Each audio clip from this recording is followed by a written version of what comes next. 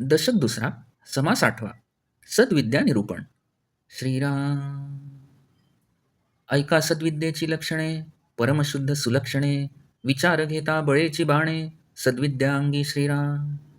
सद्विद्येचा जो पुरुष, तो उत्तम लक्षणी विशेष, त्याचे गुण ऐकता संतोष, परम वाटे श्रीराम.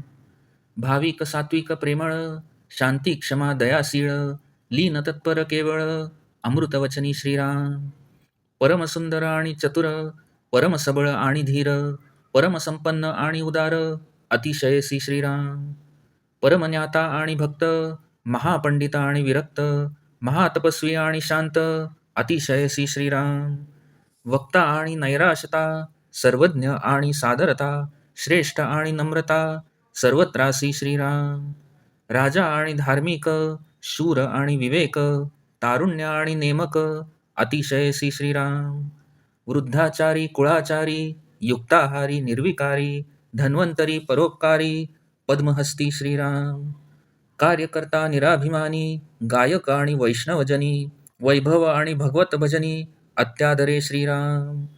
तत्वज्ञ आणि उदासीन, बहुश्रुत आणि सज्जन, मंत्री आणि सगुण, नीतिवंत श्रीराम.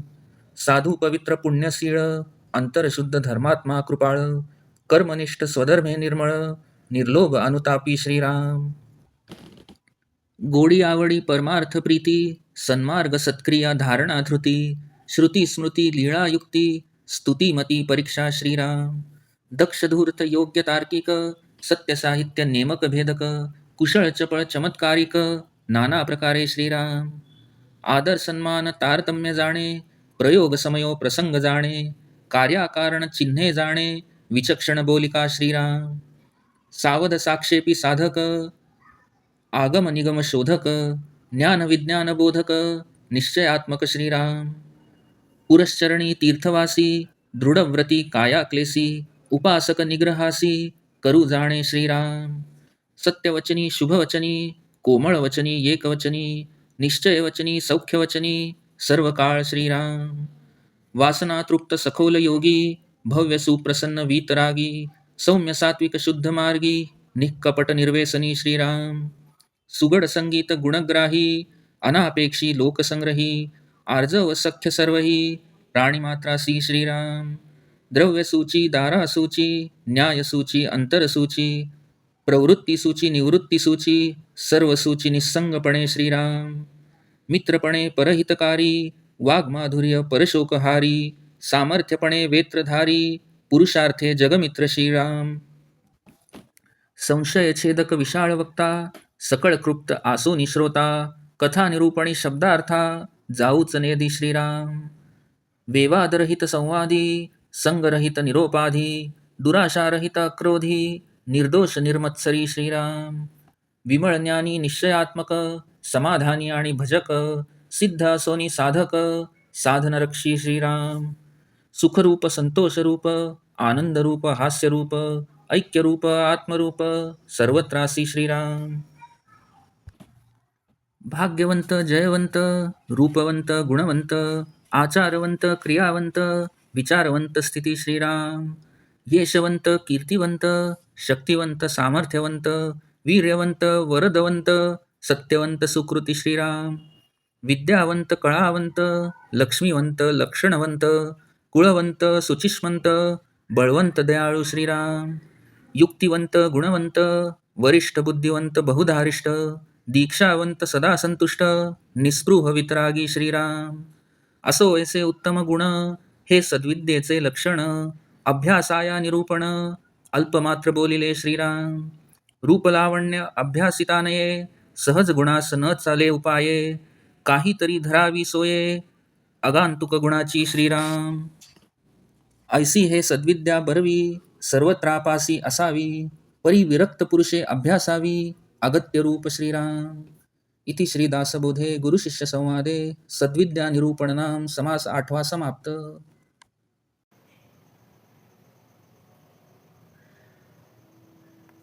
दशक दुसरा, समास आठवा. सद्विद्या निरूपण. श्रीराम.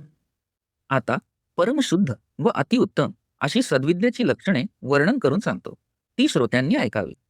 त्याच्या संबंधी विचार केला असता आपोआपच ती अंगी बाणतात.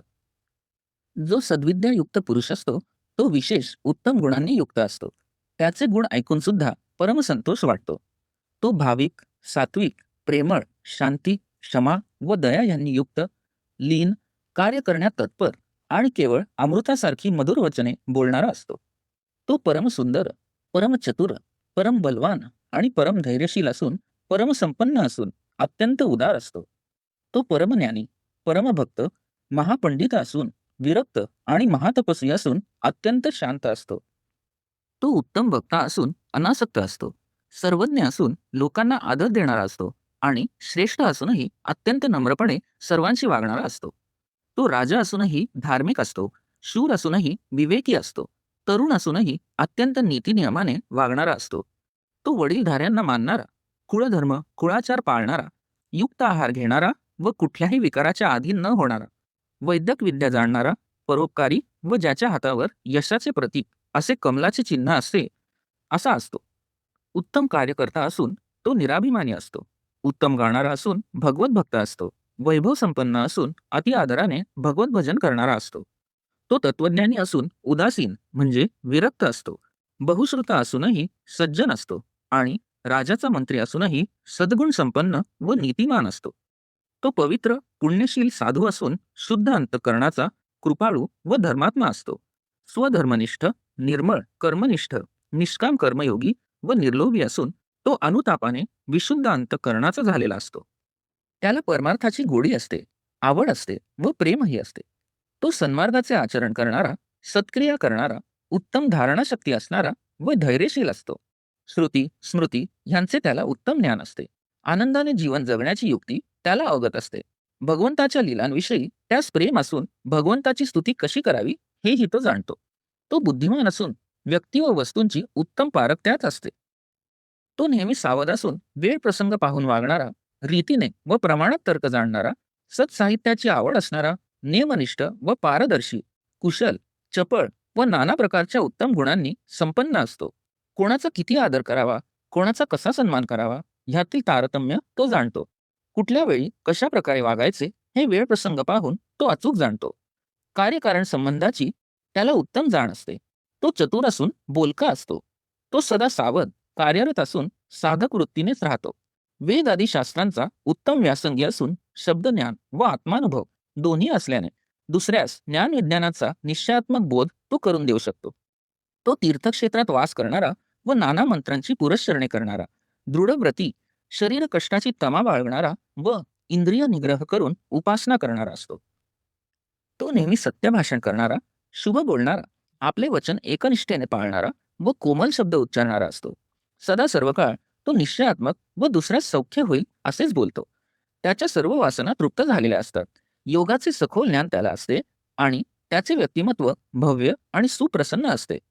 तो वैराग्य संपन्न असूनही सौम्य व सात्विक असतो. तसेच निष्कपटी, निर्व्यसनी असून नेहमी शुद्ध मार्गाचे अनुसरण करणारा असतो. तो चतुर असून संगीताचा उत्तम जाणकार व गुणग्राही असतो.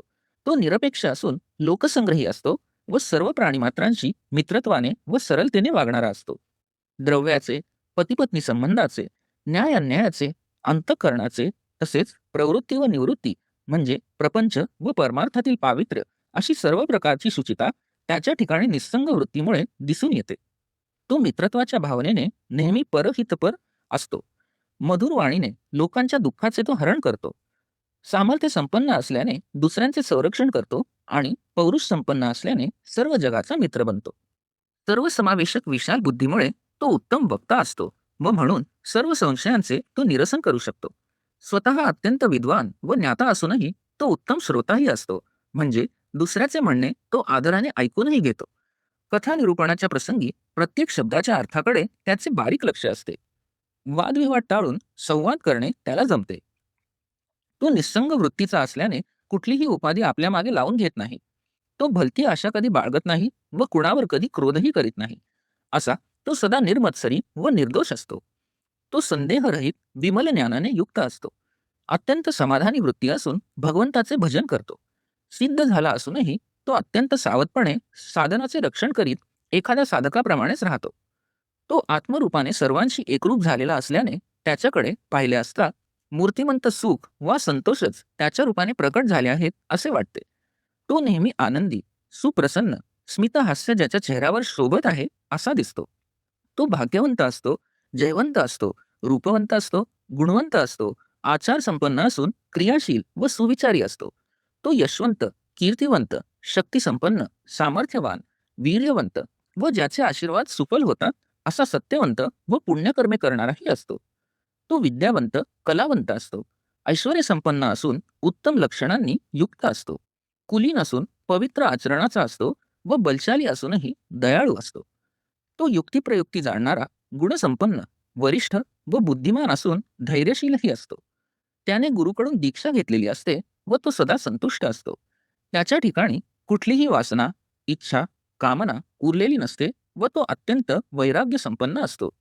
असो, याप्रमाणे येथे जे उत्तम गुण सांगितले आहेत ते सद्विद्येचे लक्षण असून त्यांचा अभ्यास करता यावा म्हणूनच त्यांचे थोडेसे वर्णन केले आहे. रूपाचे सौंदर्य हे काही अभ्यासाने प्राप्त होत नाही. जे उपजत गुण असतात त्यात परिवर्तन घडवून आणता येत नाही. तेथे काही उपायच नसतो. म्हणून आगंतुक गुण म्हणजे अभ्यासाने ज्यांना आपण प्राप्त करून घेऊ शकतो त्यासाठी काही प्रयत्न करावा. याप्रमाणे ही उत्तम अशी विद्या सर्वांपाशीच असावी असे समर्थ सांगतात. निदान विरक्त पुरुषांनी तरी अगत्याने तिचा अभ्यास करावा. इति श्री दासबोधे गुरुशिष्य संवादे सद्विद्या निरूपण नाम समास 8वा समाप्त.